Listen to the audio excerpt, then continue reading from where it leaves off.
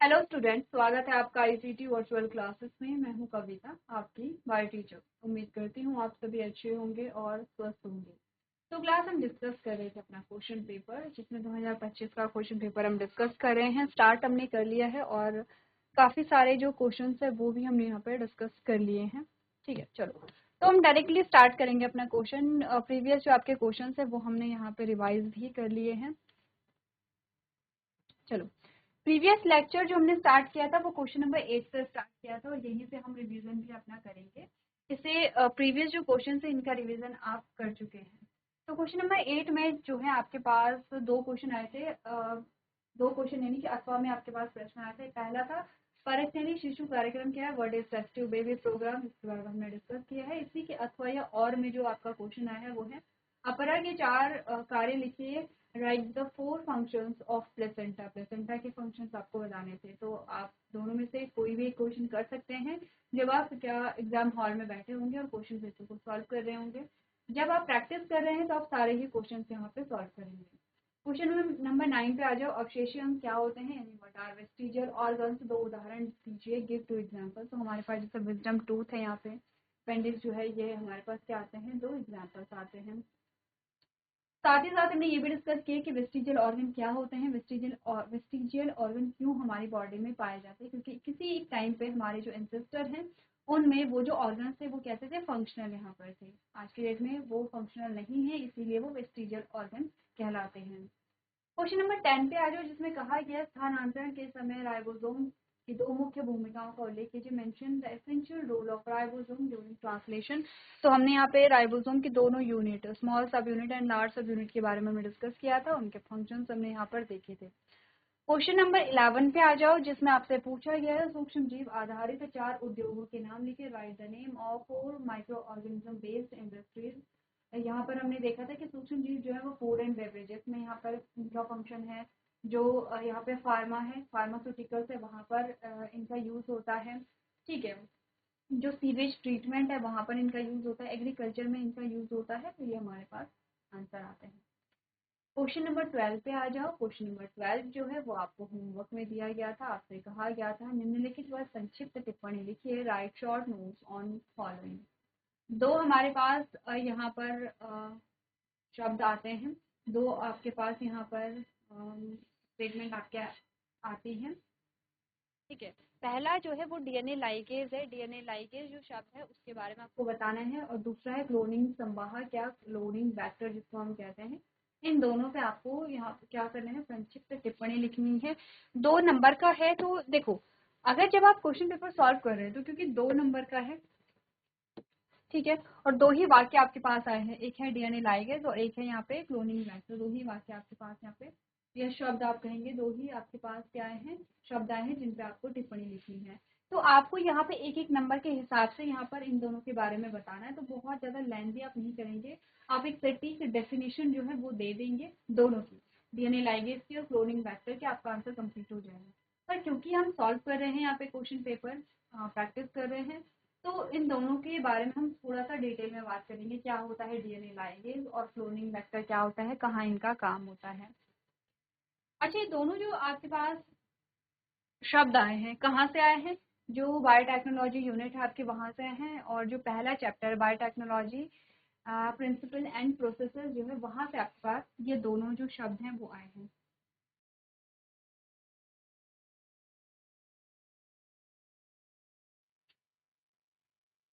पहला जो शब्द है, पहला जो शब्द है वो डीएनए लाइगेज है। दूसरा जो शब्द है वो क्लोनिंग व्हीकल या क्लोनिंग वेक्टर्स जिन्हें हम कहते हैं। ठीक है, तो दोनों को लिख ले। पहला शब्द क्या है यहाँ पे,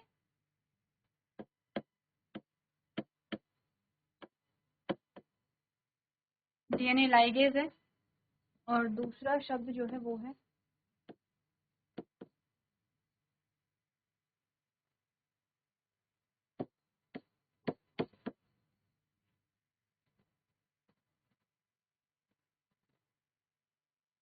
ठीक है। देखो, एक एक करके चीजों को डिस्कस करेंगे। पहले ये देखने की क्लोनिंग वेक्टर जो है वो यूज कहाँ पर होता है, तभी जाकर के हम समझ पाएंगे कि क्लोनिंग वेक्टर क्या है और इसका काम क्या है। तो क्लोनिंग वेक्टर कहाँ यूज होता है और डीएनए लाइगेज कहाँ, दोनों के बारे में हम सेम ही चीज देखेंगे। दोनों को हमें ये देखने कि इनका यूज कहाँ पर होता है, ठीक है। और उसके बाद हम ये डिस्कस करेंगे कि इनका फंक्शन क्या होता है, इनका काम क्या होता है। तो आ जाओ, सबसे पहले डीएनए लाइगेज की बात करते हैं। आपने एक हेडिंग पढ़ी थी, वो है रेप्लिकेशन, ठीक है, रेप्लिकेशन। इसी चैप्टर में आपने रेप्लिकेशन पढ़ा था, जिसमें हम देख रहे थे कि डीएनए से डीएनए का फॉर्मेशन जो है उसको हम रेप्लिकेशन कहते हैं। ठीक है, यही तो रेप्लिकेशन होता है, डीएनए से डीएनए का फॉर्मेशन रेप्लिकेशन होता है।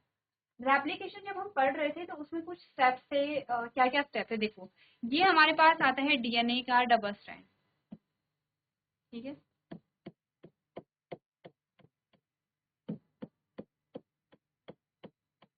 सबसे पहले हमने क्या करना है, इस स्ट्रैंड को ओपन करना है। तो इसको जब हम ओपन करते हैं तो उसके लिए भी क्या होती है, स्पेसिफिक साइट होती है। अच्छा बताओ, ये स्ट्रैंड है, ठीक है, ये वाला स्ट्रैंड है, अब मैं बना देती हूँ। ये जो है ये बीच से खुल जाता है ऐसे, और ये बना लेता है रेप्लिकेशन बबल। इसका नाम है यहाँ पे, ये तो क्या है आपका डीएनए है, ये आपका क्या है, रेप्लिकेशन बबल है। अब आपने कहा कि डीएनए यहाँ से, डीएनए का जो स्ट्रैंड है वो बीच से सेपरेट हुआ है, तो यहाँ पर इसको सेपरेट करने वाला क्या होगा, हेलिकेज होगा, ठीक है। हम हेलिकेज के बारे में पढ़ते हैं। लेकिन हेलिकेज कहाँ से इन स्ट्रैंड को अलग करता है, कहाँ से सेपरेट करता है, कहीं से तो ओरिजिन होगी, ओरिजिन ऑफ रेप्लिकेशन जिसको हम कहते हैं ओआरआई। ओरिजिन ऑफ रेप्लिकेशन कहाँ होगी, किस बेसिस पे हम बोलते हैं कि ये ओरिजिन ऑफ रेप्लिकेशन है, बताओ। आपके लिए क्वेश्चन है, ओरिजिन ऑफ रेप्लिकेशन आप किस बेसिस पे बताएंगे।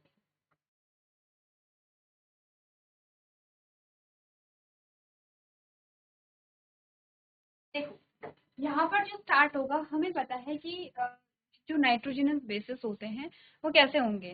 देखो, एडेनिन से थाइमिन है और ग्वाइनिन से जो है वो साइटोसिन है। यहाँ पे डबल बॉन्ड और यहाँ पर हम ट्रिपल बॉन्ड देखते हैं हाइड्रोजन के। देखो खुलेंगे तो सारे, जितने भी नाइट्रोजनस बेस हैं वो सारे सेपरेट होंगे, बट स्टार्ट कहाँ से होगा, यहाँ से होगा। क्यों स्टार्ट होगा, क्योंकि डबल बॉन्ड है।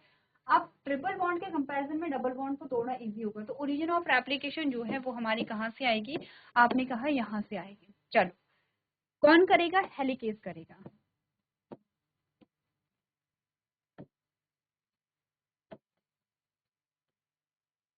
अब हम रेप्लिकेशन बबल को रेप्लिकेशन फॉर्क के फॉर्म में जब देखते हैं तो हम कुछ ऐसे देखते हैं।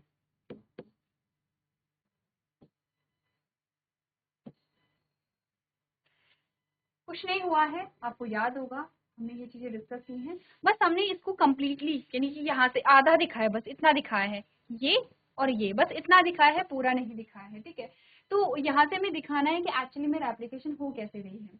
अब यहाँ पर आपको एक चीज और देखनी होगी, आपको ध्यान होगा कि यहाँ पर एक और चीज आती है जिसका नाम है SSB। SSB की फुल फॉर्म होती है सिंगल स्ट्रैंड बाइंडिंग प्रोटीन। ये SSB जो है वो यहाँ पर लग जाते हैं। ये जो यहाँ पे डीएनए के स्ट्रैंड हैं, अच्छा ये तो टेम्पलेट होगा, ये तो हमें पता नहीं कि टेम्पलेट डीएनए है। टेम्पलेट डीएनए यानी कि इसी से क्या बनेगा, यहाँ पे इसका कॉम्प्लीमेंट्री डीएनए बनेगा। तो आपने कहा कि ये क्या करता है, पहले दोनों स्ट्रैंड जब अलग हो जाते हैं तो ये जो अलग हुए स्ट्रैंड है डीएनए के, ये फिर से रीजॉइंट होने की कोशिश करते हैं, यानी कि आपस में जुड़ने की कोशिश करते हैं। तो यहाँ पे जो SSB है यहाँ इनको जोड़ने से रोकती है, ठीक है। यहाँ तक की बात कंप्लीट हो गई है, तो चलो आगे बढ़ते हैं। यहाँ पे अब हमने कहा अगर हम इसकी वो देखें तो ये है 5-2 3- और ये है 3-2 5-, ये सब में सेम होगा, यानी कि हम बात कर रहे हैं 5-2 3- एंड 3-2 5-। तो हमने कुछ रूल्स यहाँ पर देखे थे, जैसे कि जो न्यू स्ट्रैंड है, जो कॉम्प्लीमेंट्री स्ट्रैंड यहाँ पे बन रहा है, वो हमेशा 5-2 3- की डायरेक्शन में बनेगा, उसे रीड किया जाएगा। अच्छा देखो, कॉम्प्लीमेंट्री स्ट्रैंड बोल रहे हैं,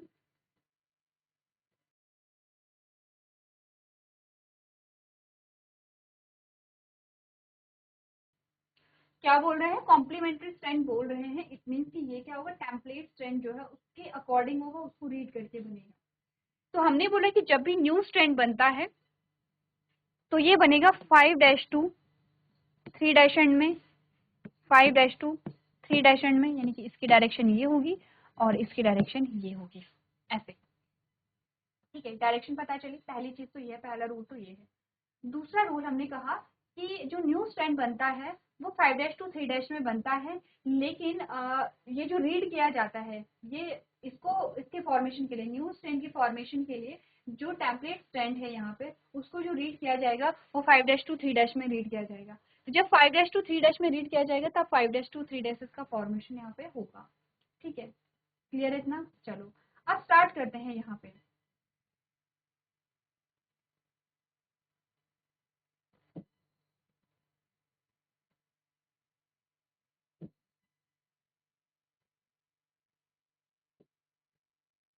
चलो, तो न्यू स्ट्रैंड के फॉर्मेशन के लिए कुछ रूल्स आते हैं, जैसे कि इसका फॉर्मेशन 5 डैश टू 3 डैश होगा। पहली चीज तो ये बोली हमने।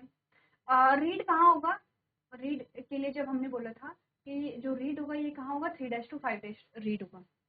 कैसे होगा देखो, रीड इस डायरेक्शन में होगा और तभी तो ये इस डायरेक्शन में बनेगा। हमने बोला कि न्यू स्ट्रैंड के फॉर्मेशन के लिए जो रीड किया जाएगा वो 3 डैश टू 5 डैश रीड किया जाएगा, क्योंकि जब यहाँ से रीड करोगे तभी तो यहाँ से बनाओगे, इसके अकॉर्डिंग तो यहाँ पे नया स्ट्रैंड बनेगा। तो 3 डैश टू 5 डैश रीड किया जाता है, ये है रीड की डायरेक्शन, और ये है फॉर्मेशन। इसी चीज को मैं यहाँ लिखूं तो हम क्या बोलेंगे? हमने बोला 5 डैश टू 3 डैश क्या होगा, फॉर्मेशन होगा। ये रूल्स आते हैं, ये हमने किए भी हैं discuss. 5 dash two 3 dash formation होगा and 3 dash to 5 dash read किया जाएगा। अच्छा, ये टेम्पलेट स्टैंड को रीड किया जाएगा, ठीक है, और ये न्यू स्टैंड बनेगा 5 डैश टू 3 डैश में, ये चीज है। तीसरा जो रूल है वो ये है कि जब भी न्यू स्टैंड बनता है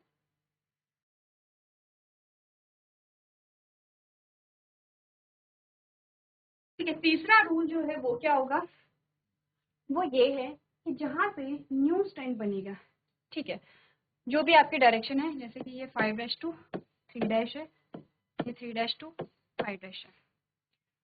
हमने बोला कि अब यहाँ पे जो नया स्टैंड बनेगा ये 5 डैश होगा और ये 3 डैश होगा। तो हमने बोला जो दोनों स्टैंड होते हैं वो एक दूसरे के पूरक होते हैं, यही तो हमने बोला था। और ये 3 डैश टू 5 डैश होगा, मतलब ये डायरेक्शन ये है और ये डायरेक्शन ये है।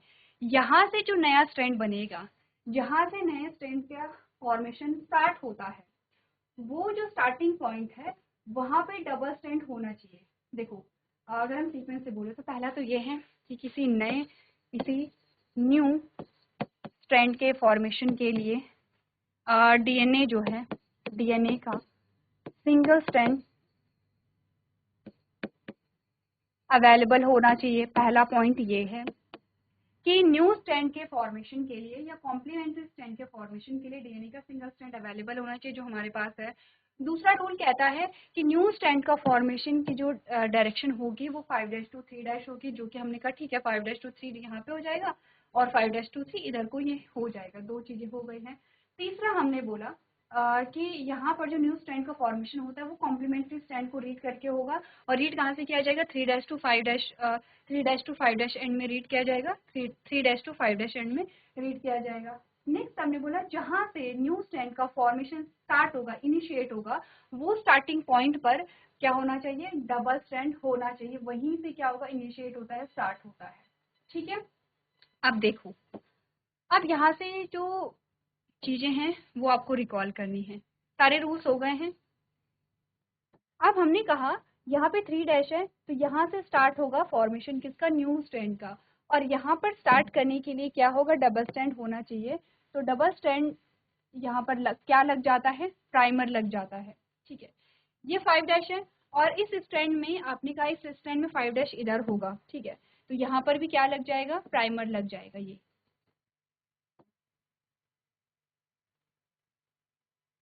5 डैश है और यहाँ पर भी क्या लग जाएगा, प्राइमर लग जाएगा। प्राइमर क्या होता है, यहाँ पे जो आरएनए है, आरएनए के जो सेगमेंट है उनको हम प्राइमर कहते हैं।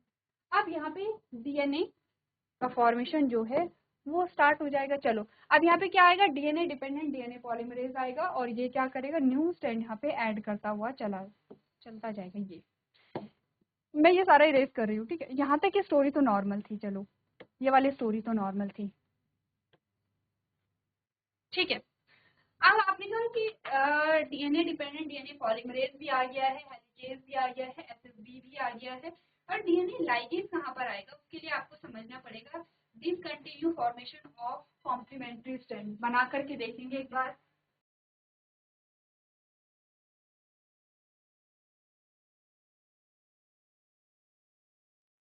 ठीक है, देखो कैसे होगा। हमने बोला यहाँ पर अब इतना स्ट्रैंड तो बन गया, हमें तो पूरे डीएनए का क्या बनाना है, यहाँ पे डीएनए से डीएनए बनाना है। तो रेप्लिकेशन कब कंप्लीट होगी, जब पूरे डीएनए की एक कॉपी बन जाएगी। तो ये जो चीजें ये आगे की ओर खुलता हुआ चला जाएगा, और हमारे पास जो डायग्राम आता है वो कुछ ऐसा आता है, देखो।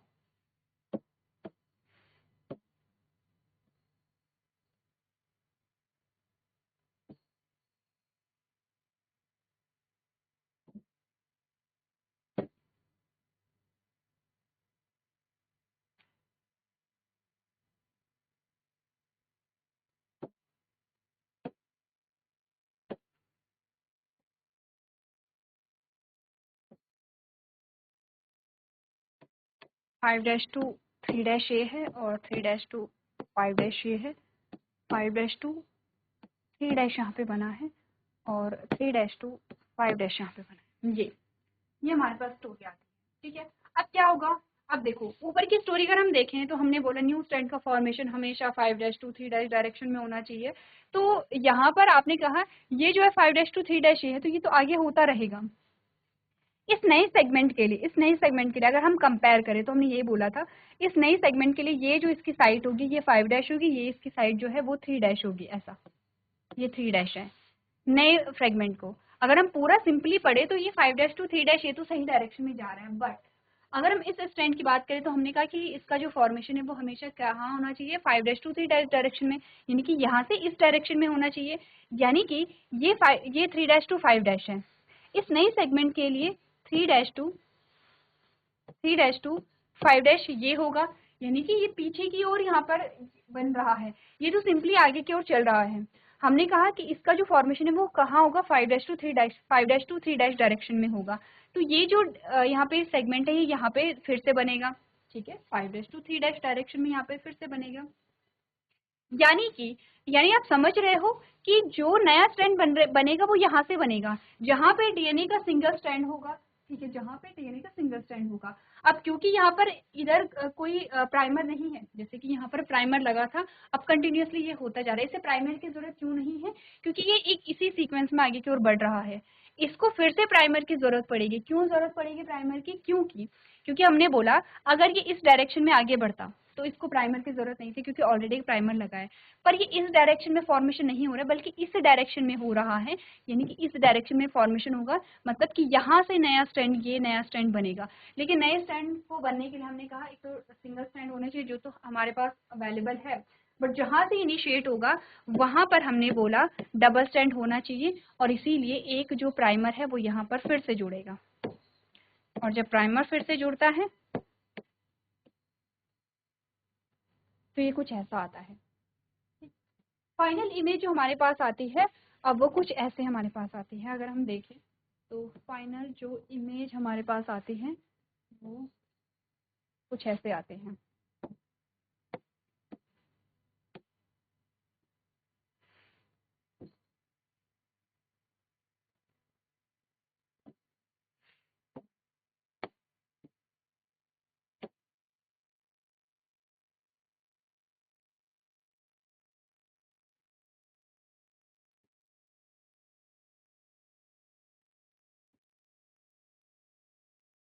ठीक है, ये 5-2 3- है, ये 5-2 3- है, ये 3-2 5- है, और ये 5-2 3- है, ऐसे। अब हमने बोला ठीक है, ये फाइनल हमारे पास इमेज आती है। तो आपने कहा कि ये जो आपका है ये continuous formation of complementary strand है, ये discontinuous formation of complementary strand है। अब हमने क्या किया था, ये जो प्राइमर है इनको हटाने के लिए हमने क्या किया था बताओ।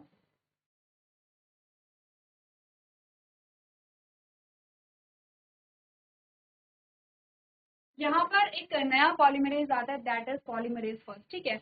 अच्छा, ये जो पॉलीमरेज था वो पॉलीमरेज थर्ड था, अब एक दूसरा पॉलीमरेज यहाँ पर आता है, और ये जो पॉलीमरेज है ये इन प्राइमर को, यानी कि इस आरएनए को डीएनए में कन्वर्ट कर देता है। ऐसे क्या कर दिया इसने, डीएनए में कन्वर्ट कर दिया, ठीक है। जो आपने कहा जो प्राइमर था वो आरएनए था, हमें क्या बनाना है, हमें पूरा डीएनए का फ्रेगमेंट बनाना है। अच्छा, ये पूरा ऐसे ही हो जाएगा, ठीक है, ये पूरा ऐसे ही आपके पास यहाँ पे नए स्ट्रैंड आ जाएंगे, ये अलग स्ट्रैंड बन जाए, ये अलग डीएनए बन जाएगा, ये अलग डीएनए बन जाएगा।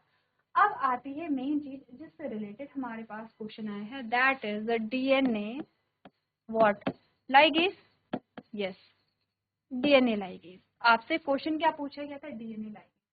अब डीएनए लाइगेज क्या करता है, डीएनए लाइगेज जहां से ये फ्रेगमेंट अलग हो रखे हैं, क्या कहते हैं इनको, ओकाज़की फ्रेगमेंट कहते हैं। ये जो फ्रेगमेंट अलग अलग हो रखे हैं डीएनए के, इनको आपस में जोड़ता है और एक पूरा एक स्ट्रैंड बना देता है, और आपको अब स्ट्रैंड कुछ ऐसे मिलेगा। तो डीएनए लाइगेज का बेसिकली काम क्या होता है कि जो अलग अलग सेगमेंट है यहाँ पे कॉम्प्लीमेंट्री स्ट्रैंड के, उनको आपस में जोड़ना, और जब वो आपस में जुड़ जाएगा तो आपका कंप्लीट जो डीएनए है उसका फॉर्मेशन हो जाएगा। तो आ गया डीएनए लाइगेज, समझ में आ गया है। लिख लेंगे डीएनए लाइगेज के बारे में। अभी तो आपके पास सिर्फ एक नंबर के लिए आया है, बट डीएनए लाइगेज से रिलेटेड अगर आपके पास डिटेल में चीजें आए, या रेप्लिकेशन, देखो पूरा रेप्लिकेशन ऑलमोस्ट हमने कम्प्लीटली यहाँ पे क्या किया है, रिवाइज किया है। तो रेप्लिकेशन जो आपका टॉपिक है वो यहाँ पे कंप्लीट हो गया है।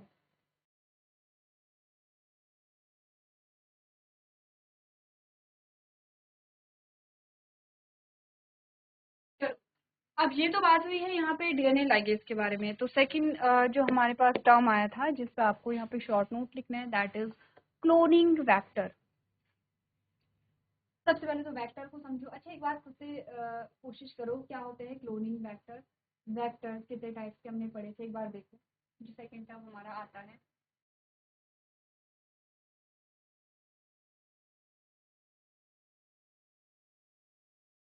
चलो, तो क्लोनिंग वेक्टर के बारे में बात करते हैं।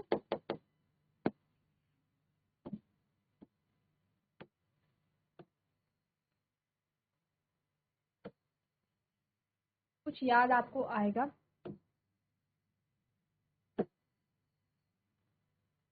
ये हमारी बैक्टीरियल सेल है, ये बैक्टीरियल सेल का जेनेटिक मटेरियल है, या क्रोमोसोम इसको आप कह सकते हैं।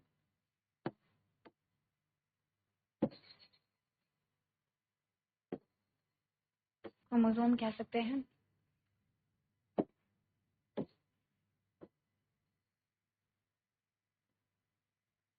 इस पे आओ। अब मैं ये बाहर की जो सेल है वो रिमूव कर रही हूँ, जिसमें हम बैक्टीरियल सेल को रिमूव कर रहे हैं, ठीक है।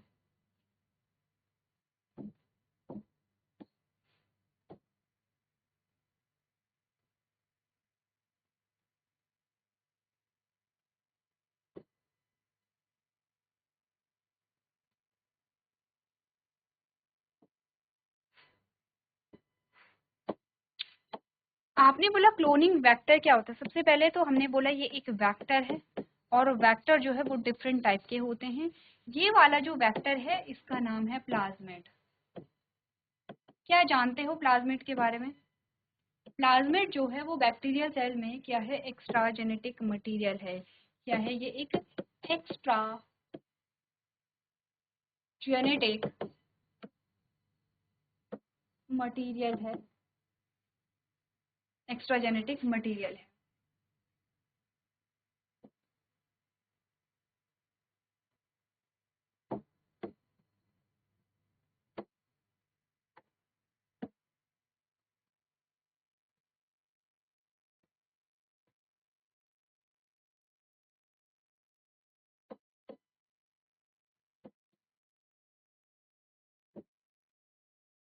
हैविंग ORI,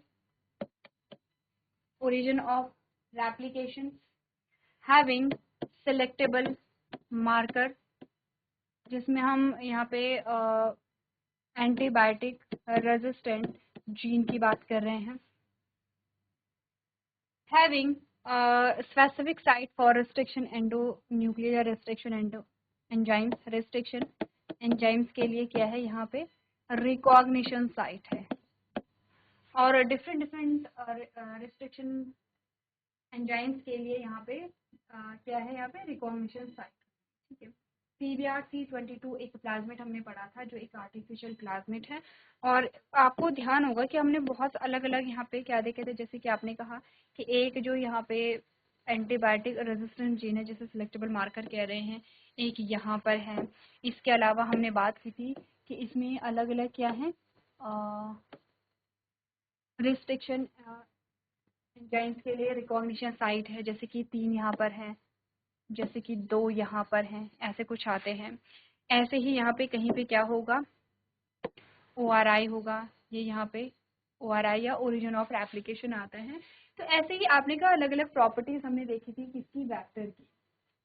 क्लोनिंग वेक्टर क्या होते हैं, एक्स्ट्रा जेनेटिक मटेरियल होते हैं बैक्टीरियल सेल के। ठीक है, ये एग्जांपल हम ले रहे हैं, बाकी वेक्टर हमने अलग अलग देखे हैं, जैसे प्लांट सेल के लिए वेक्टर क्या होगा, एनिमल सेल के लिए, एनिमल सेल के लिए क्या होगा, ये बैक्टीरियल सेल के लिए है। तो अगर हम यहाँ पे डिफाइन करें वेक्टर को, तो हम प्लाज्मिड का एग्जांपल लेते हैं कि वेक्टर क्या होते हैं, एक्स्ट्रा जेनेटिक मटेरियल होते हैं बैक्टीरियल सेल के, जो कि जिसमें कि बहुत सारी क्या होते हैं रिकॉग्निशन साइट होते हैं रिस्ट्रिक्शन एंजाइम्स के लिए, जहां पर फॉरेन डीएनए को आप फिट कर सकते हैं और इसको आप यूज कर सकते हैं उन क्योंकि इसमें ORI है, ओरिजिन ऑफ रेप्लिकेशन है, तो ये क्या है, सेल्फ रेप्लिकेटिंग प्लाज्मिड होता है ये, यानी कि ये बिना बैक्टीरियल सेल के भी रेप्लिकेट कर सकते हैं। रेप्लिकेशन का मतलब है कि एक प्लाज्मिड से 2 प्लाज्मिड बनेंगे। अब प्लाज्मिड यहाँ पे रेप्लिकेट हो रहा है, तो प्लाज्मिड के अंदर जो जीन्स है वो भी यहाँ पे रेप्लिकेट हो रहे हैं, तो हम क्या करते हैं, प्लाज्मिड के अंदर जो है वो फॉरेन जीन को इंसर्ट करते हैं। जैसे ही प्लाज्मिड रेप्लिकेट हुआ, हमारा जीन भी क्या हो जाता है, यहाँ पे रेप्लिकेट हो जाता है। तो क्लोनिक वेक्टर इसीलिए कह रहे हैं क्योंकि क्लोन बना रहा है, जो जीन हमने इसमें इंसर्ट किया उसकी क्या बनाएगा, ये क्लोन बनाएगा, उसकी कॉपीज यहाँ पे बनाएगा। तो इसी को हम क्या कहते हैं, क्लोनिंग वेक्टर कहते हैं। क्लोनिंग वेक्टर जो है इससे रिलेटेड आपके पास अभी सेम क्वेश्चन है, अभी तो आपके पास ये सिर्फ 1 नंबर के लिए आया है, लेकिन क्लोनिंग वेक्टर से रिलेटेड आपके पास बहुत सारे क्वेश्चंस आएंगे, जैसे कि आपसे पूछा जाता है कि किसी प्लाज्मिड का डिटेल स्ट्रक्चर बताइए, जैसे PBr322 का हमने किया था, ECOR1 का हमने यहाँ पे किया था, तो एग्जांपल्स आपसे पूछे जाते हैं। अब यहाँ पर हमने सिंपली बोला है कि ये 3 रिस्ट्रिक्शन एंजाइम्स के लिए क्या है, रिकॉग्निशन साइट है, ये 2 साइट है, लेकिन कौन सी है, वैसे ही यहाँ पर भी होंगी। ठीक है, रिकॉग्निशन साइट यहाँ पर भी होंगे, तो आपको नाम पता होने चाहिए कि कौन किस रिस्ट्रिक्शन एंडोन्यूक्लियस के लिए ये क्या है, रिस्ट्रिक्शन रिकॉग्निशन साइट है, या आपको ये पता होना चाहिए कि यहाँ पे जो सिलेक्टेबल मार्कर है, एक सिलेक्टेबल मार्कर ये है, एक सिलेक्टेबल मार्कर ये। सिलेक्टेबल मार्कर का मतलब है यहाँ पे क्या, एंटीबायोटिक रेजिस्टेंस जीन जो है, तो किस एंटीबायोटिक के लिए जीन प्रेजेंट है वो उसके नाम आपको पता होने चाहिए।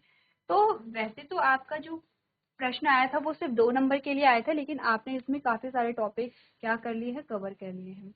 एक और क्वेश्चन है जो जीन थेरेपी से रिलेटेड है, जीन थेरेपी क्या है, explain with example of adenosine deaminase deficiency. इस क्वेश्चन को तो स्टार्ट कर लो, इसलिए कर लो क्योंकि ये बहुत बार देखा गया है, काफी बार हमने इसको देखा है, और ये पूछा जाता है। लैंग्वेज चेंज हो सकती है लेकिन इससे related specially adenosine deaminase deficiency से रिलेटेड आपके पास क्वेश्चन आता है, तो आप लोग इसे क्या कर लेंगे, स्टार्ट कर लेंगे। तो चलो, ये आपके लिए होमवर्क में होगा, इसको आप लोग घर से पढ़ के लेकर के आएंगे। तो आज के सेशन में हम इतना ही करेंगे, अभी तक क्लास में बने रहने के लिए आपका धन्यवाद।